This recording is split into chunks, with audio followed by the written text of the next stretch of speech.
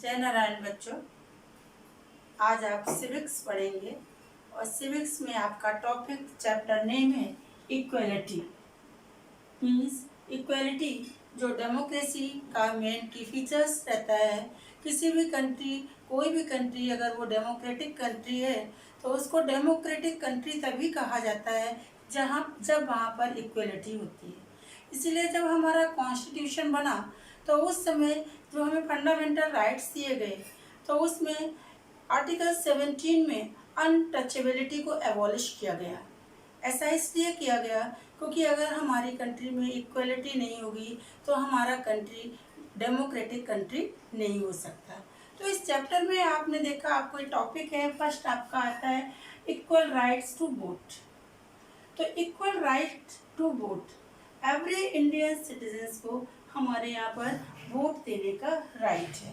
Means universal adult franchise system हमारे country में है। That means every Indian citizens, those who are 18 and above, have right to vote irrespective of their social and economic backgrounds. Means there is no discrimination on the basis of rich, poor, caste, religion. किसी भी base पर कोई discrimination नहीं है और उनको equal right दिया गया है। सेकेंड आपका टॉपिक आता है other kinds of equality. Other kinds of equality क्या हमारी सोसाइटी में प्रेजेंट टाइम में एग्जिस्ट करती है या नहीं। तो ये चैप्टर में आप पढ़ेंगे कि वो किस फॉर्म में हमारे यहाँ इनइक्वलिटी आज भी एग्जिस्ट करती है और वो कैसे करती है, उसको अभी हम डिटेल में आपको एक्सप्लेन करेंगे। बच्चों, अब इस टॉपिक को हम डिटेल में एक्सप्लेन करेंगे। तो पहले आपको ये समझना है कि इक्वलिटी के मीनिंग क्या है, इक्वलिटी किसे कहते हैं। Equality means ensuring that every individual और group of individuals are treated fairly and equally without any discrimination. किसी भी तरह का कोई डिस्क्रिमिनेशन नहीं होना चाहिए। Caste, creed, religion, gender, place of birth, education and economic status, इनमें से किसी भी तरह का कोई भी डिस्क्रिमिनेशन किसी भी पर्सन के साथ में नहीं किया जाएगा। एवरी सिटीजन्स को इक्वल माना जाता है। तो ये हमारी किसकी डेफिनेशन है, इक्वलिटी की। अब आपका आता है democracy and equality go hand in hand. Equality is the core of democracy. Democracy and equality साथ साथ चलते हैं। आपने क्लास 6 में पढ़ा था monarchy government, democratic government. Monarchy government की अगर हम बात करें तो क्या वहाँ पर इक्वलिटी दिखती है? इसी तरह से इक्वलिटी में कहाँ पर आपकी दिखेगी, जहाँ पर डेमोक्रेटिक गवर्नमेंट होगी। तो मीन्स अगर किसी कंट्री को डेमोक्रेटिक कंट्री तब कहा जाएगा जब वहाँ पर इक्वलिटी हो। और इक्वलिटी के लिए ये ज़रूरी है कि डेमोक्रेटिक गवर्नमेंट होना चाहिए, क्योंकि इक्वलिटी आपकी एग्जिस्ट केवल डेमोक्रेटिक गवर्नमेंट में, मीन्स डेमोक्रेसी में ही कर सकती है। तो दोनों साथ साथ चलते हैं। Democracy ensure that no person or group suffer injustice or is discriminated on any basis. Democracy क्या कहती है? डेमोक्रेसी ये इंश्योर करती है कि किसी भी पर्सन को ना तो डिस्क्रिमिनेट किया जाएगा और ना ही उसके साथ में कोई भी इनजस्टिस किया जाएगा। इसके बाद में आपको equal right to vote. Equal right to vote क्या है? एवरी सिटीजन्स को, जो एडल्ट सिटीजन्स होते हैं, उनको वोट देने का राइट दिया जाता है।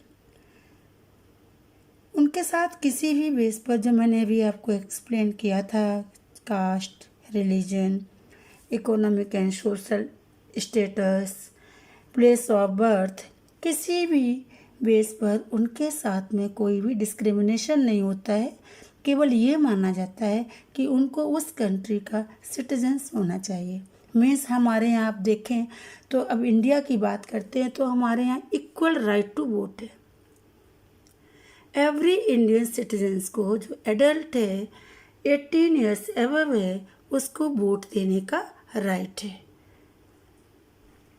In a democratic country like India, all adults, irrespective of their religion, economic background, caste, race, social background, have the right to vote.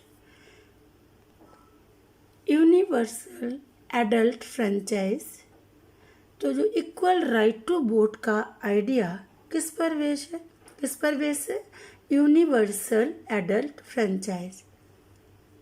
The idea of universal adult franchise is based on the idea of equality because it states that every individual in the country, irrespective of their wealth and their community, has the right to vote. तो ये क्या states करता है? ये कहता है कि every individual country का जो भी है उसको वोट देने का राइट है। वो रिच है, पुअर है, किस कास्ट को बिलोंग करता है, किस रिलीजन को, कोई भी ये मैटर नहीं करता है। यहाँ पर केवल क्या मैटर करता है? इक्वलिटी। यहाँ पर इसमें जो ये बनाया गया है यूनिवर्सल एडल्ट फ्रेंचाइज, तो इसमें मेन आपकी क्या आती है? Equality. Several kinds of inequalities are prevalent in the society. आपके टॉपिक में आता है कि हमारे यहाँ पर किस किस तरह की इनइक्वलिटी दिखती हैं। बाई लॉज जब हम बात करते हैं, बाई कॉन्स्टिट्यूशन के में देखें तो हमारे यहाँ पर इक्वलिटी है। अनटचेबिलिटी की जब मैंने आपको बताया भी था कि जैसे अभी पढ़ेंगे आपकी कास्ट की इनइक्वलिटी कैसे एग्जिस्ट करती है, लेकिन अनटचेबिलिटी को एबॉलिश किया गया है हमारे यहाँ पे बाय कॉन्स्टिट्यूशन। लेकिन इसके बाद भी इनइक्वलिटीज़ प्रेवलेंट है सोसाइटी में। तो फर्स्ट आपकी क्या है? Gender inequality. जेंडर इनइक्वलिटी भी हमारे यहाँ पर दिखती है, जिसमें आपके जो बॉयज़ रहते हैं उनको गर्ल्स के कंपेयर में कुछ कंजर्वेटिव सोसाइटी में, ऐसा नहीं कि हर जगह ऐसा होता है, तो वहाँ पर प्रेफरेंस देते हैं बॉयज़ को, उनकी एजुकेशन पे भी देते हैं, उनके जॉब को भी देते हैं।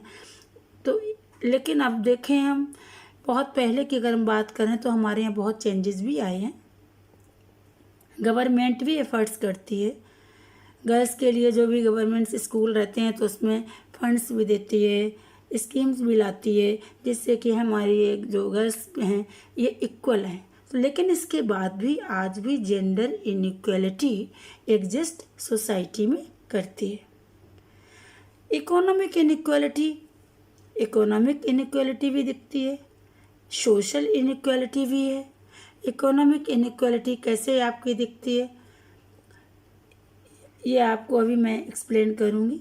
इसके बाद में caste inequality is one of the kinds of social inequality in which people are discriminated against on the basis of origin और cast.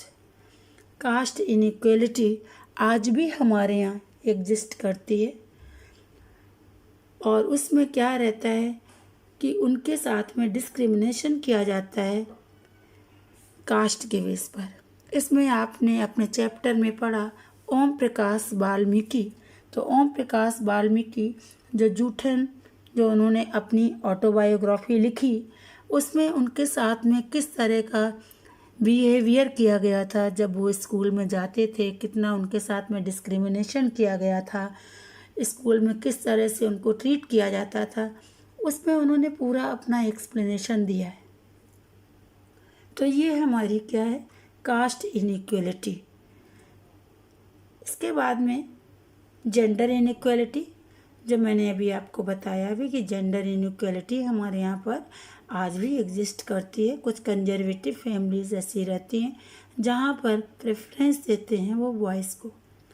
Gender inequality is the idea that men and women are not equal and that gender affects an individual's living experience।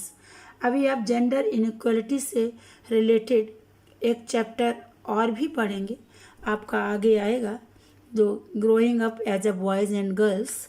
उसमें आपको और अच्छे से explain किया जाएगा कि gender inequality हमारे यहाँ कैसे एग्जिस्ट करती है। Economic